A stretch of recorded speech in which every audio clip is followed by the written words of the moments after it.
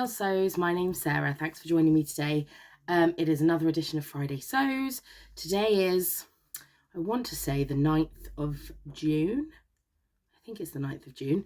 And I feel like I haven't been on here in ages because last week ended up being a bit of a whirlwind, so I didn't do Fridaysews last week. And I have done no sewing this week, but I wanted to talk to you about how I got on with my wedding outfit project. So if you haven't seen any of my videos recently, this weekend just gone, I had 3 wedding events to go to. 2 of them were for the same couple. So one of my best, my oldest friend who I've known since I was a little baby, he had a legal wedding on Saturday with a lunch to follow. And then they had their big party wedding on Sunday all day. And then on the Saturday evening, I went to one of my uni friends' evening receptions. So, how did I get on? So the outfit for the first one was using the Closet Core Elodie pattern. Now, this has been a really popular sewing pattern on Instagram and elsewhere, I'm sure. It is a wrap dress. It's got grown-on sleeves. There are different length options. I've had a bit of a mixed experience with Closet Core. I find the sizing quite off in terms of I have to make a lot of tweaks. I often find that if I take my sizing, even in this instance where I took my sizing off the finished measurements chart, it still wasn't a great fit, whereas with other brands I often find if I'm careful with picking the right size, it works. Here I found, so it said there was a lot of ease in the bust, and when I made it, it fit quite nicely, but I wouldn't say there should have been several inches of ease, and I didn't feel like there was. A lot of people, when I asked for advice on this pattern, had said that they, a lot of people who wear the plus size block had said that they had issues with the fit around the bust, that it was too small. It was okay, but I don't think it reflected the measurements in the finished measurement chart. I wonder if maybe with wrap tops it's a bit more complicated to give that, because obviously there's variety in how tight you tie it, and therefore what the finished measurement of the bust would be. So maybe it's that, I don't know. But I made some basic tweaks, which in the end, I just raised the neckline at the shoulder. So I had excess fabric in the neckline. So I lifted it at the shoulders. In future, when I make the pattern next time, I will take a dart out at the neckline and transfer it. My friend Mel told me how to do that the other week. So thanks, Mel. So that's what I'll be doing next time, just to take some of that excess length out of the neckline. The only other negative I have with this one is the facing. So I'll pop some pictures of this later, but the facing on the neckline kept popping out. I don't really like facing. Am I alone in that? I just find I understitched it like it said, it's all pressed and everything, but I just always find when I make things with a facing that the facing just pops out here or there. It's really difficult to get it to just stay put.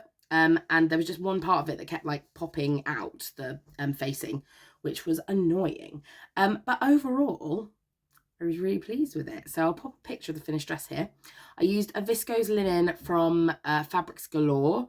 I think at the moment it's £12 a metre, but they had it as their cheeky treat a while ago. So it was only £6 a metre, which is when I bought it. This pattern is very fabric hungry. So I would recommend, if you've not made it before, do either toile it, whether that's a wearable toile or like a not wearable toile, but something in a cheap fabric so you can get that fit right, because you just don't want to be wasting that much fabric if it's something expensive or something that you particularly love. And yeah, I found the fitting a bit tricky, and a lot of people have said to me that they found the fitting tricky on this one as well. I have been guided towards the Cashmere Rose Clare for a wrap dress, and that is definitely on my horizons as something to make. But overall, I was really happy. I think the silhouette is gorgeous. The grown-on sleeves just give you like a nice bit of volume. I'm very busty, and I feel like I need balance. My shoulders need balancing out, my hips need balancing out. And I felt like that is what happened with this dress. I will definitely make it again. I don't know if you remember this sequin fabric that I purchased from, I think maybe Fabric Godmother, but I'm hoping to make that into a concert dress, and it is still my plan to do that with this pattern. I just need to make some adjustments. The sequin fabric is very drapey, but I'm hoping to have like attach it to a layer of something a bit more stable so that it's easier to work with. Yeah, so that's the plan for that one. I will pop in some pictures here of that first wedding event, and then I'll get back to you on the next outfit. Yeah, so dress 1, a success, I felt.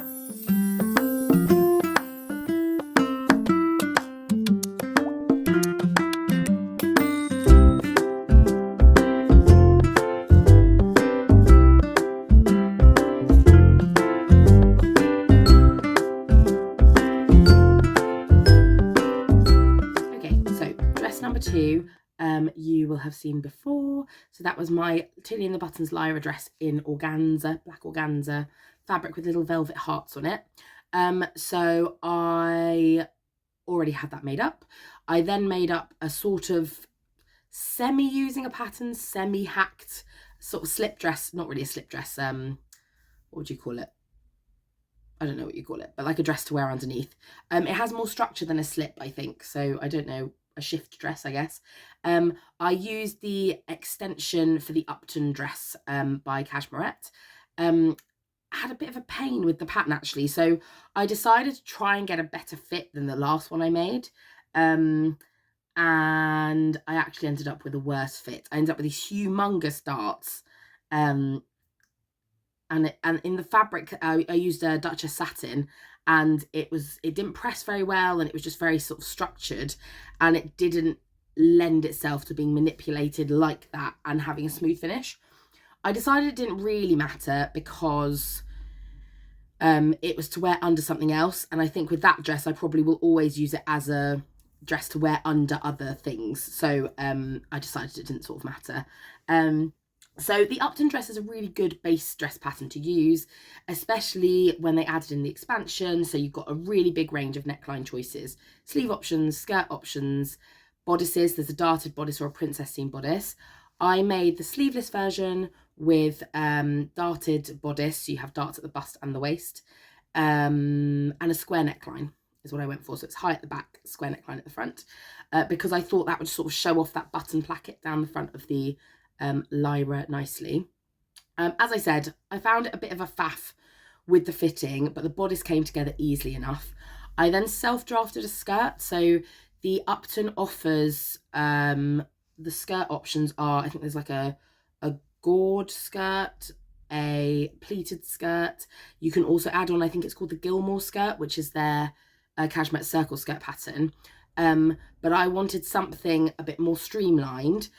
So I drafted my own skirt. So I basically measured the length that I wanted, and then I added little pleats, 2 little pleats either side to bring it in to fit my waist.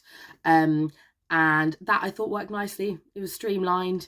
I felt that, yeah, I felt that it was quite easy to construct that way, and the skirt sort of held that shape, but it didn't compete with all of the volume that was in the organza skirt above. So I wanted something that didn't stick out too much or have too much volume to it, because I wanted to be able to show off the volume of the skirt on top and have a sleeker silhouette below. So really happy with that. Again, invisible zip went in pretty nicely.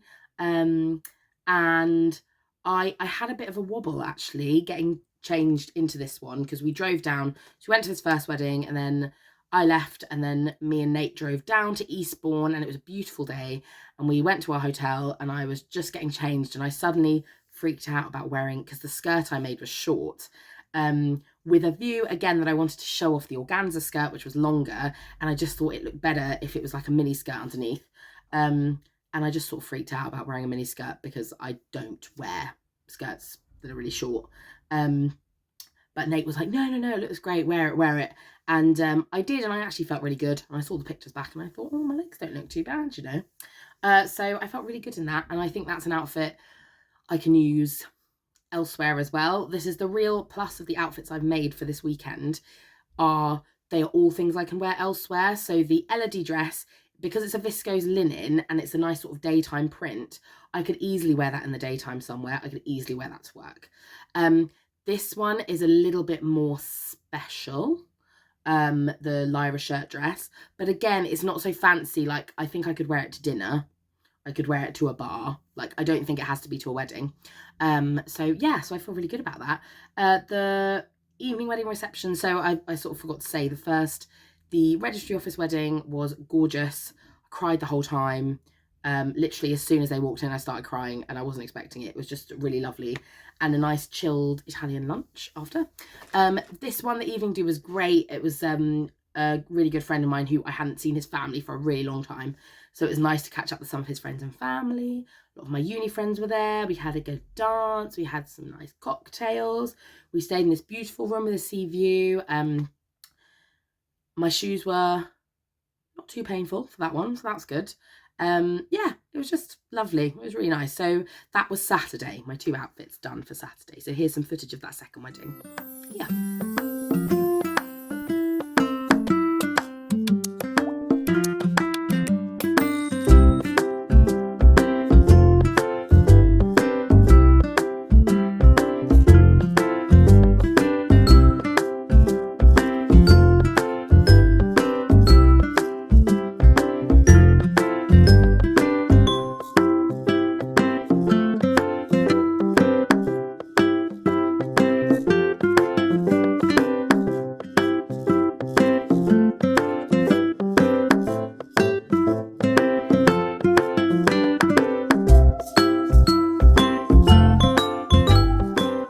Okay, so last up was my oldest friend's big wedding on the Sunday, and it was sort of not a traditional wedding. So they had it in my friend's parents' garden, and they had the ceremony sort of had, because they'd legally got married the day before, they had someone who sort of led it like a celebrant, but it was a friend of theirs.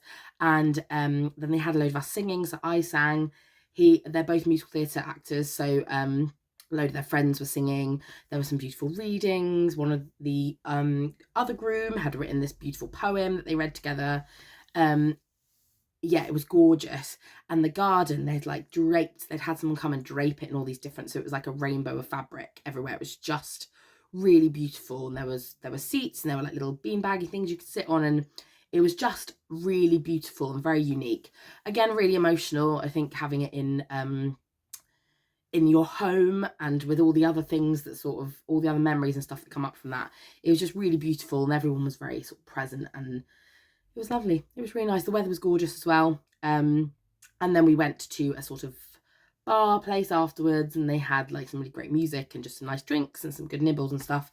It was just very, very, very lovely day, and it was very heartfelt. Lots of and again, catching up with lots of people and stuff. It was really, really, really lovely, to be honest. But because it was a garden vibe, I wanted to make a more garden style dress. And I went with the Tilly and the Buttons Mabel dress. So this is not the dress I wore, but this is my other Tilly and the Buttons Mabel dress. I've now made 3 of them. As I've said before, this pattern, there's been a mix in how it's been received. I think some people think it's maybe a bit fussy, but I love it. I love it. I think it's quite fun to sew. It's surprisingly quick, considering you have to put all the shearing in. Shearing. So anyway, I've got this viscose linen from Fabric Godmother. It was called Strawberry Fair, and I had been waiting for the right project, and I decided that I was going to make a nice Mabel. Again, it's a dress that's really wearable, so because it's a linen, it's not too flashy, so you could sort of wear it up or down for a summer day. And then I also made a cute little matching bag. So I used a free bag pattern from Schultz Apparel, which is called the Aster bag pattern. Now, as a combo, very pleased. I knew that the Mabel would work for me. Interestingly, I'm still sort of learning about how the shearing elastic works, but it wasn't quite such a close fit. Like, I think the shearing was a bit looser. I'd previously made the dress in a viscose both times, and that gathers like a lot.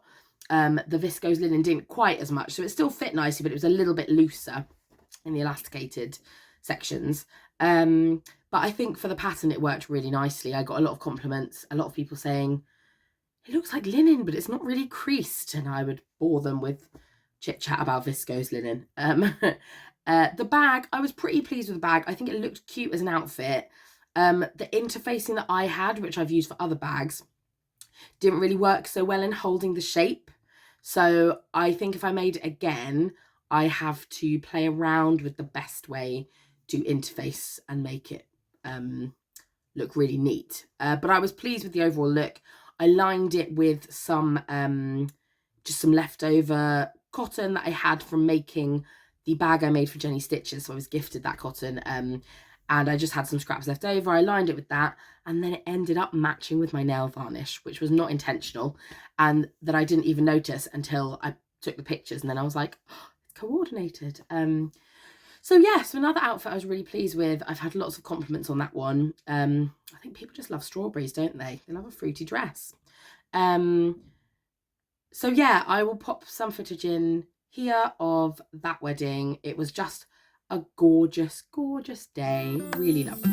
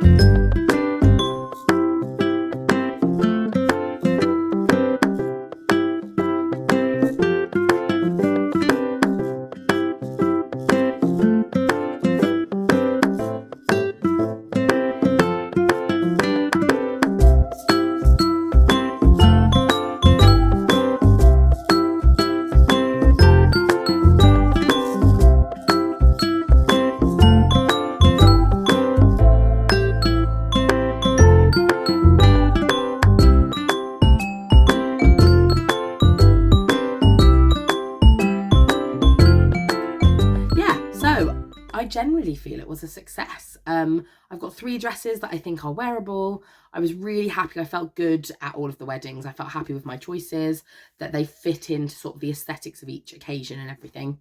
And overall, I just love weddings. I like how I like sort of seeing what people choose for that day. So when you've got a really special day, I just love seeing how people get themselves into that day. I love the difference in weddings. I love traditional weddings, non-traditional weddings, big weddings, small weddings, whatever. I just love them. I think it's really nice to see how people choose to celebrate when they have a bit more freedom to celebrate how they like. So and it was just a really love-filled weekends, 2 really gorgeous couples, catching up with lots of really lovely people. Everyone was in very good mood, beautiful weather, so really lush. And I'm now really excited for our wedding. Not that I wasn't before, but we've actually not got any other weddings to go to this summer. They were all on that weekend. So the next wedding is ours, which I think we were both sort of aware of. And I'm really excited how it's come together. I think there have been moments of stress. Obviously, it's a big wedding, and when you're dealing with lots of people and things like that, there are moments that are stressful. But for the most part, to be honest, I feel like it's coming together to be the day that we both really want. There are lots of personal touches in the day, things that reflect our preferences, and we found a way. I think when you have a wedding that's in a traditional setting, the venues can make it a bit tricky to make it really personal because they'll have limits on what you can and can't do.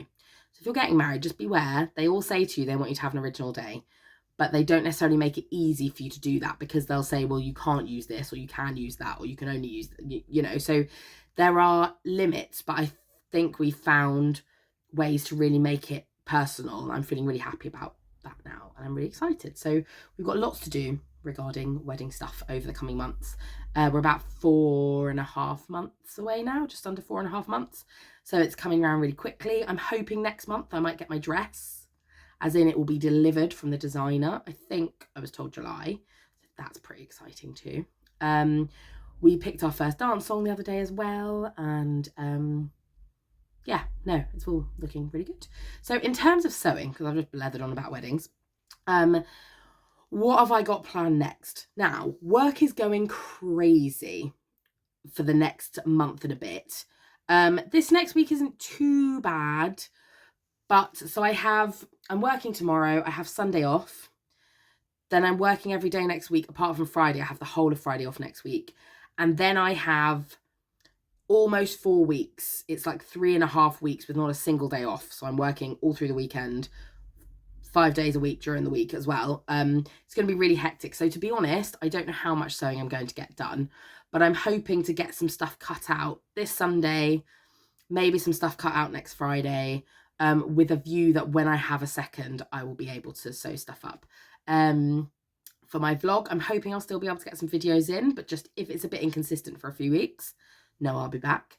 In terms of what I'm planning to sew next, I am making a birthday present for my mum. It was her birthday on Monday. And I have everything ready to go. I just need to cut it out and actually get it sewn up. So that's priority. I've got my Little Miss So-and-so shirt. What is it called? It's called is it Oriel? The Oriel blouse or something, fibre mood. So I want to make that up. I want to make some Hudson tracksuits up. I want to make my concert dress, my sparkly concert dress. So those are my priorities. Those are the next few projects for me. I've also got my denim jacket for Jenny Stitches. I've got a couple of things to make for Minerva as well. So yeah, I'm at the point I'm going to stop buying fabric for a bit. Just get these projects ticked off. And yeah, with my Little Miss So-and-so box, I definitely am going to stop for a bit over the summer because I've just got a lot to do and I don't want to end up backing. I don't want the fabric to sit in my stash. But there's some stuff to sew for the wedding. There's some stuff to sew for some other things. We're moving out for a bit while the house is being done. So there's just loads going on. And so I'm going to just pause it and then I'll restart a bit later in the year, probably, if I'm able to. Because I've really enjoyed doing it. It's just you have quieter times of year and busier times. This is a busier time. And I don't want it to become something that's sort of stressful. So yeah, so I've got plans coming up. As I said, I don't know how much sewing I'll be getting done week to week for the next few weeks, but hopefully I'll get a bit done. Thanks for coming along with me on my wedding journey. Are you going to any weddings this year? What are your favourite wedding guest patterns? I think there is such a variety, because I wouldn't say, for example, Mabel to me isn't a classic wedding guest dress pattern, but then depending on the vibe of the wedding, and I think since COVID, there's much bigger variety in the type of weddings that are available. Like it can be the perfect dress. So anyway, let me know, what's your go-to wedding outfit? Are you going to any weddings this year? Are you making your outfit? Please let me know below. And yeah, it's really nice to catch up. Okay, I'll see you later. Have a good week.